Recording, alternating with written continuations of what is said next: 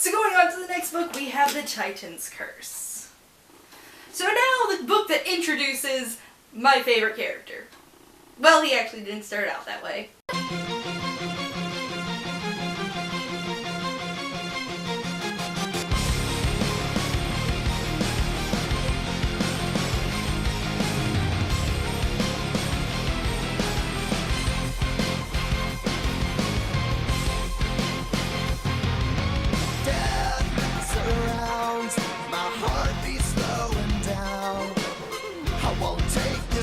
Abuse. I won't give up or refuse. This is how it feels when you're bent and broken. This is how it feels when your dignity's stolen and everything you love is leaving. You hold on to what you believe in.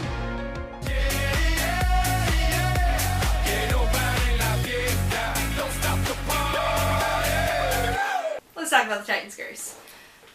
Okay, so yeah, The Titan's Curse, where we are introduced to Bianca and Nico. And just to get that out of the way, I honestly did not start liking Nico until the end of Battle of the Labyrinth.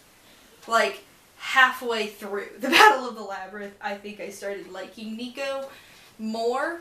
But, yeah, until that point, I just thought he was an angry teenager. I thought he was an angry little annoying kid. I was kind of like Percy. Like, you know, the angry little kid. I was kind of mad at this little kid. But then I think actually by the end, so really I didn't start liking him until I think the end of this book because, oh, that's just so sad.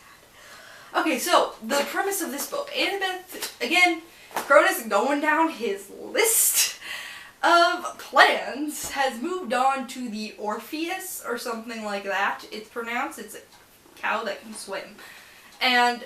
But we start out with, you know, Thalia, Percy, Grover, and Annabeth all trying to get Bianca and Nico safely to camp. And a lot of people said they saw it coming that Nico was the son of Hades, but, yeah, not me. No, sorry, did not see that one coming at all.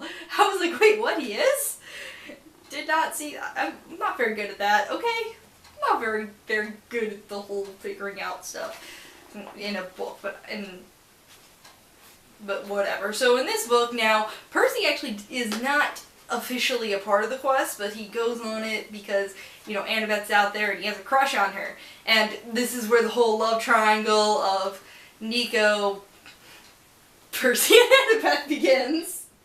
See, this is why it's fun rereading. From this point on, it's fun rereading it because you're just like, oh, there's a love triangle with Percy, Nico, and Annabeth, and we all knew that there was a love triangle there, but we had that love triangle so wrong. It was hilarious. But we also have the love triangle with Luke, Percy, and Annabeth. So lots of love triangles going on, and that's why Luke is not killing Annabeth right away. He just captured her because, you know, oh, it was so loving. So in this one, it's about getting there. The Hunters of Artemis, I love them. They're awesome. And there's also the,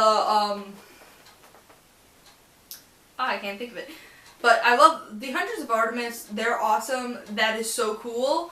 The whole San Francisco thing did not make too much sense to me until the whole, like, Camp Jupiter thing came along. Then it made sense. And like I said, oh, Nico just needs a huge hug at the end of this. So sad, so sad. It's so sad at the end of this.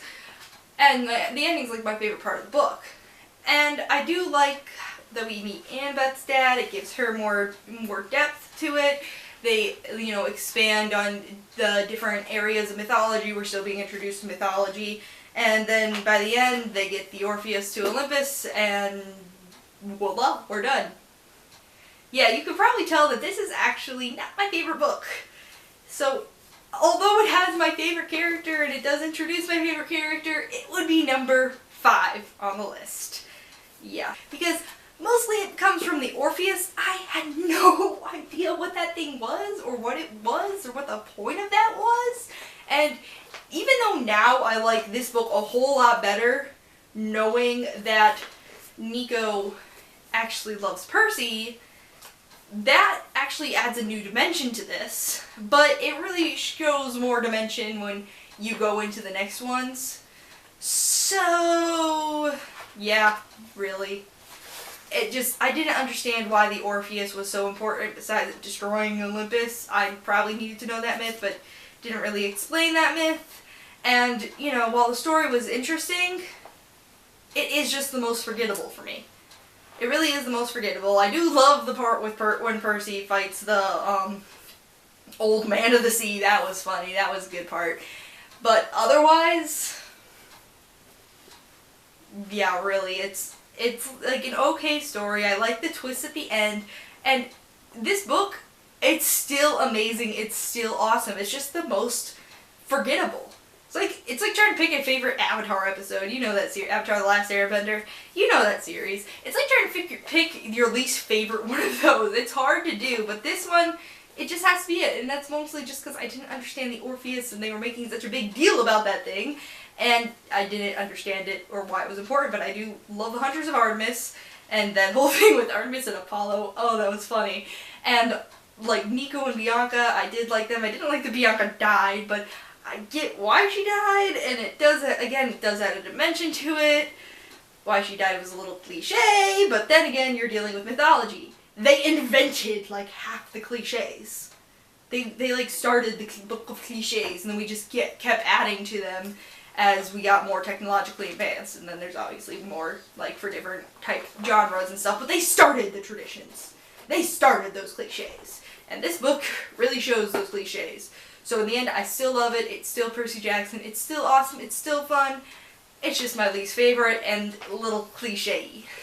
And that, the Titan's Curse, altogether, it's cool. It does, again, Cronus' plot does kind of begin to show a bit more. A little bit. But, seriously, I'm, like, still trying, like, that whole thing where it's like, oh, it collapsed with the Romans, because every time they're going to go to San Francisco, I'm going to think of the Romans now. So this book, I'm definitely thinking of the Romans. The guys must have been working overtime to make sure that they didn't run into anything from Camp Jupiter. Like, going to Camp Jupiter and be like, yeah, just don't go do anything in the city. Don't talk to anyone in orange shirts. Cool? Cool.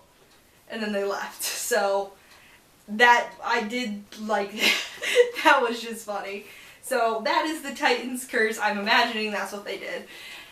And again, liked Nico, like him better in the other books. It's more interesting reading it with knowing that who he loves in the other books as well.